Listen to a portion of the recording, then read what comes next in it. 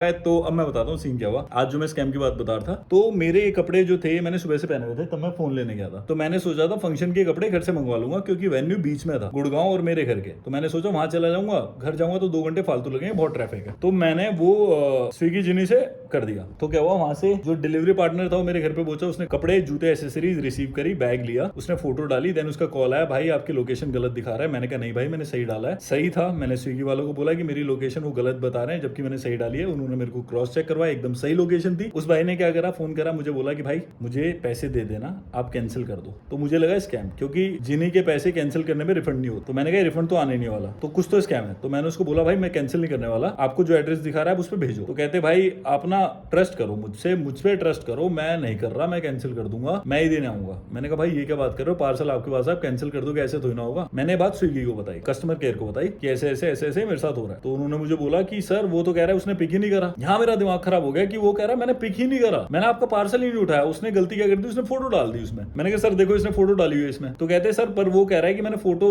जैसे ही डाली मैंने वापस कर दिया कि ये एड्रेस गलत है, मैं नहीं कर पाऊंगा। और वही बंदा मुझे फोन करके कह रहा है ट्रस्ट मी, मैं दे दूंगा आपको, मेरे पास ये पार्सल। मैंने उनको बोला कस्टमर केयर को, सर आप गलत बोल रहे हो, आप देखो ना उसने रिसीव करा है, वो मेरे से बातें कर रहा है, आप क्या बात कर रहे हो। ये बात चल रही है, तब तक मैं उसे कॉल कर रहा हूँ वापस, वो मेरी कॉल पिक नहीं कर रहा, वो उनकी कॉल पिक नहीं कर रहा। इस बात को हो गए 7:20 पे मैंने किया था, 8:20 में मैं बात कर रहे हैं, उसके बाद 10-15 मिनट तक वो कॉल वॉल उठा ही नहीं रहा, चीजें कर ही नहीं रहा, मतलब इन बिटवीन सारी हरकतें चल रही है। वापस मैंने स्विगी को बोला मुझे कॉल अरेंज कराओ, मैं नहीं जानता, अपने सीनियर से बात कराओ, ये क्या है, मेरे उसमें एसेसरीज है, मेरी चीजें है, मेरे कपड़े हैं, मेरे मिसप्लेस हो रहा है, आप क्या कर रहे हो। इसके बाद उन्होंने कॉल अरेंज करी, मैंने उनसे बात करी, तो उन्होंने बोला कि सर कॉन्फ्रेंस पे लेना है, बट वो कॉल ही नहीं उठा रहा था उनकी।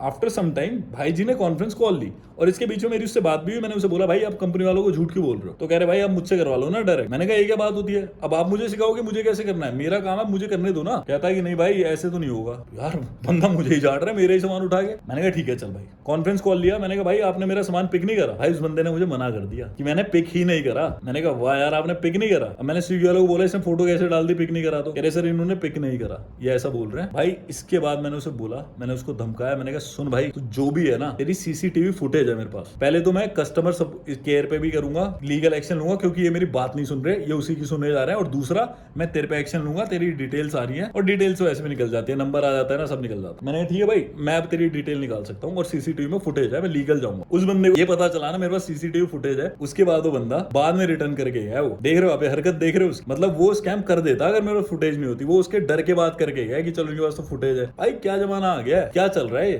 ट्रस्ट ही नहीं रहेगा कल इंपॉर्टेंट चीज को यहाँ से उधर तुम कुछ हार्ड ड्राइव भी कर रहे हो इधर उधर, फिर तो बहुत ड्रामा हो जाएगा। मुझे मतलब आज मुझे मेरे 2 घंटे खराब हुए, 2 से 2.5 घंटे खराब हुए, और मेरे कपड़े भी नहीं आ पाए थे। फिर मैं लेट हो रहा था वेन्यू में, मैं इस चक्कर में ना कुछ नहीं कर पाया, मेरा मूड बिल्कुल खराब हो गया था।